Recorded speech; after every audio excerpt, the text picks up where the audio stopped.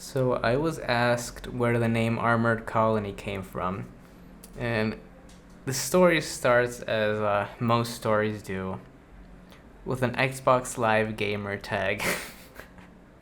So I was a kid, I had some really cringy gamer tags.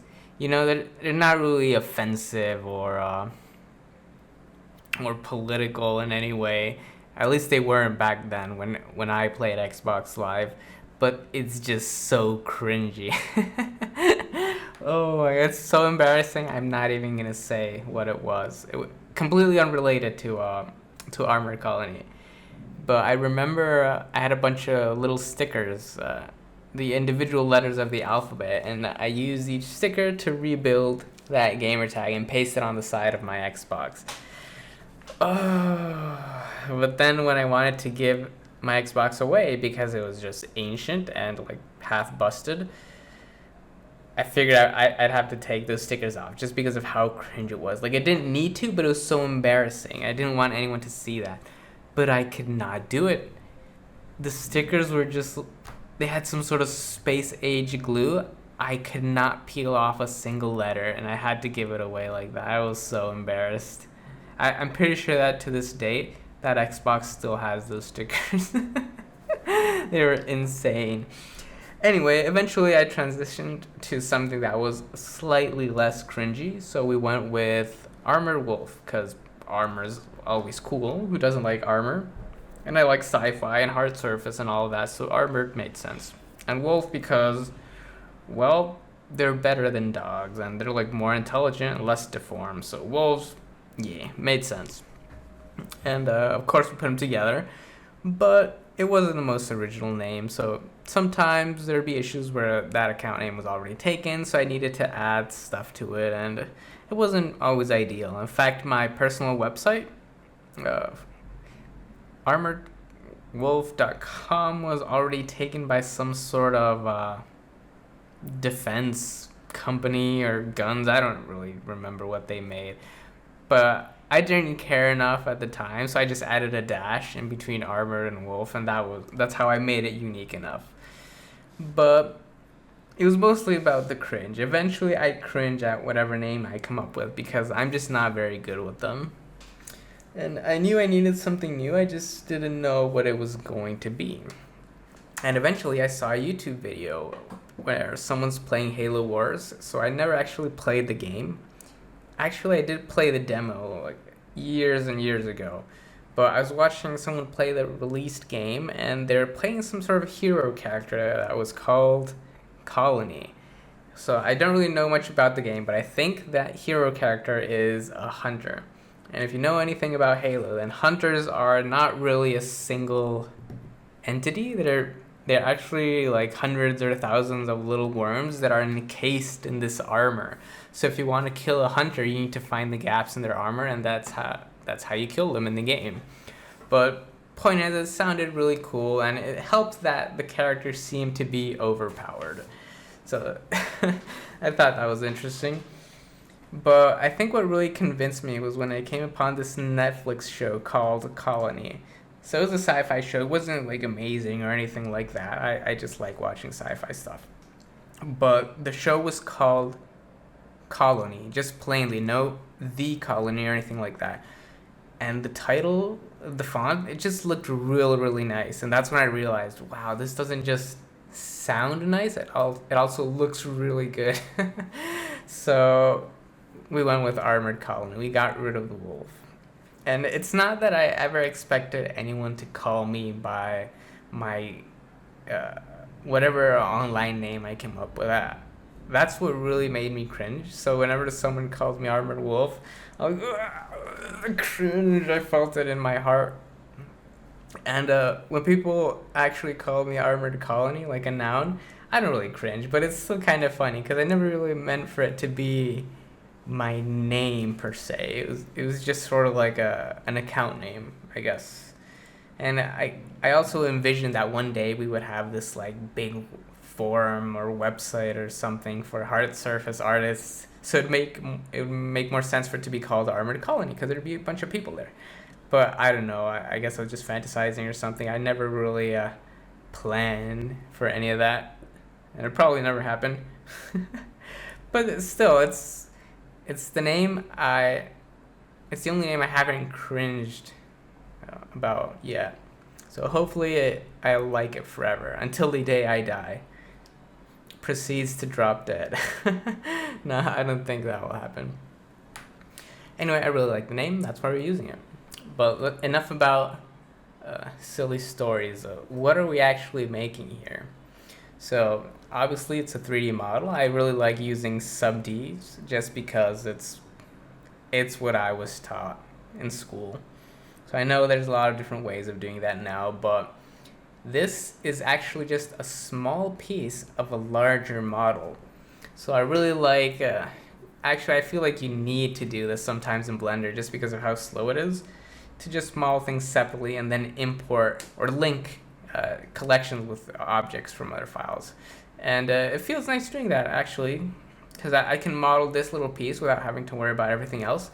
But this is meant to be, again, a connector, so the tip of a cyber muscle, or whatever you want to call it. Think cyberpunk, you know? So there's an artist I really like that most of you will probably have heard of if you're into hard surface modeling, called Vitaly Bulgakov. And if you've never heard of him until now, then you're in for a treat. So he's practically the best when it comes to hard surface. He's really, really good. And he's always been an inspiration. And he actually has a bunch of Kit Bash packs too, but I never ever wanted to use them. Not because they're bad, but just because it made me feel as a failure, you know, being a modeler and not being able to have my own pack. And I'm not saying if you use Kit Bash packs that's wrong. Use all the tools that are available to you to get the job done. But it bothered me because I really liked his style of art, and it's what I wanted to make. Yet I didn't have a pack of my own, so now I realize it's a bad idea to feel bad and not do anything just because there's someone better than you, because there always will be. So I decided I'm just gonna go ahead and make a pack, and even if it's not the best, I will learn something in the process. So that's what I've been doing for the last few weeks. Again, this is just a really small part. At the end, you'll see the final result, or actually, it's a really, really long muscle, so you only see like half of it, but it looks really nice. And some of you might have already seen some of the designs because I post them on Facebook. Not because it's my go-to website or anything. I actually disable all Facebook notifications, but because I thought if I just die all of a sudden as a ghost, I'm gonna feel really bad that no one ever got to see anything of what I made for the last few weeks. So I just posted them on Facebook just so someone gets to see them in case anything happens. You never know. You could get hit by a bus tomorrow just sitting in your room. Oh, that reminds me. There's this Facebook group, because I just paste it everywhere, right? Because it's a digital image, you know, you can duplicate it as many times as you want, no problem. And I posted in this Facebook group, but it got denied, and then they tell you why, because different groups have different rules or something, and it said you need to write what version of Blender you use. So basically 2.93. That's the only thing that was missing. That's why the post was denied, and I thought that was just the dumbest thing ever, because who really cares if it's 2.93 or 2.92 or I don't know, 1.7. I don't remember the old versions because I never really used those. It was just such a silly thing to do, so I didn't bother adding 2.93 to my post, and it hasn't been that post hasn't been approved since. It doesn't really matter because again, I wasn't doing it for self-promotion or anything like that. I was just like, hey, I made this, because most of these groups don't allow posting links to other websites, so it's really just an image and that's it. Oh yeah, what else are we doing? Oh yeah, I'm using sub-Ds because they're just so practical, and they're just so fun to use as well. I really like them. I like the look that they give, but you can use Boolean workflows as well. That's super popular with Blender because there's a lot of Boolean add-ons that make the work easier. And there's even a newer add-ons that combine Booleans with some sort of modifier remeshing that gives the entire object some smoothness, so it looks like sub-Ds, even though it's not. But with the ease of Booleans, I don't really have any of those, just because I don't know. I just really like sub-Ds. They're so practical because you can keep the viewport at really low sub-D level, and then just subdivide it only at render time. Whereas modifier type stuff and remeshing and geometry nodes and all of that, it usually only applies to Blender. And I want to make a kit bash pack that works in every software. But yeah, if you have tools that are useful to you, like add-ons, kit bash, decals, any of that, then by all means use it. Use whatever makes the job easier. But at the same time, you don't want to fall into the trap that you need the latest and greatest add-on to be a good artist. And I'm not saying it like I'm a good artist. In fact, that's why I'm using reference, just because I couldn't come up with anything by myself. So we're just modeling something we found. But for example, like Vitaly Bulgakov, he uses XSI, which I'm pretty sure has not gotten an update since 2015, and it won't. It's basically dead. Like Autodesk purchased it. I think it updated a little bit, but then it just killed it because, well, there's no reason for it. They have 3D Max for modeling, and they have Maya for like animation and rigging and all that good stuff. So yeah, just supporting XSI didn't really. It wasn't meant to be right after they purchased it. But back to the point I was making, like, it's really ancient software. And I know that Vitaly uses other software as well, like I call it Moi. I'm pretty sure it's Moai. But Moi just sounds easier to pronounce. So he uses that for CAD and a bunch of other software as well. But the point being, you don't need the latest add-ons. And there's another artist that I really like that also makes really cool art. I forgot their name. But they use something called, I think it's Anvil. So like Anvil, but without the A. And it looks so, let's just say, indie. And that's not necessarily a bad thing, but I did think it was some sort of web-based a browser modeling software, just because I've never ever seen it before, but apparently it works, and he makes amazing stuff with it. So whatever tool you have, if it actually helps you, then use it. But if you're struggling a lot with it, then maybe it's not the right tool for the job.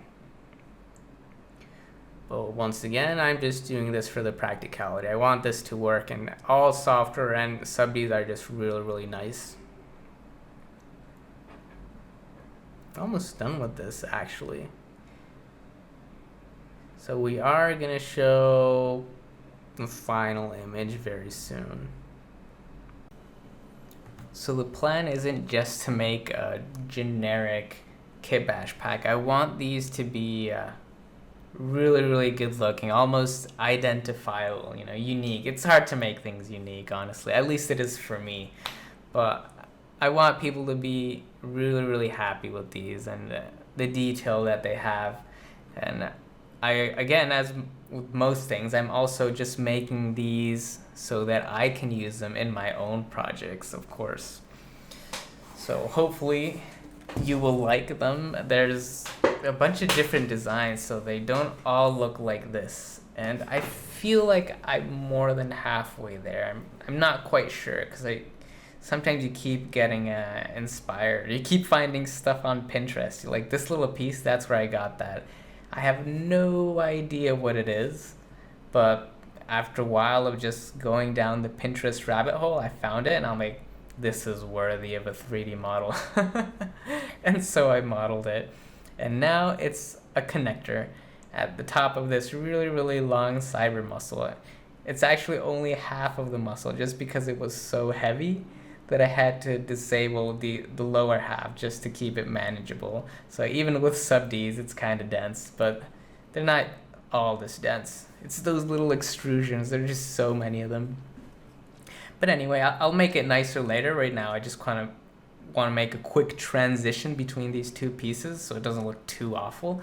But I'll detail it more later on. And like I said, there's going to be a bunch of different designs, so I'm hoping that at least one of these will be to your liking. And if you can just use it in your own projects, I'll be so happy to see it there. That will give me a big confidence boost. So it's not quite finished yet, but we'll have the pack ready soon enough. And here is the final screenshot of the not final render of this model. But yeah, hopefully you like it.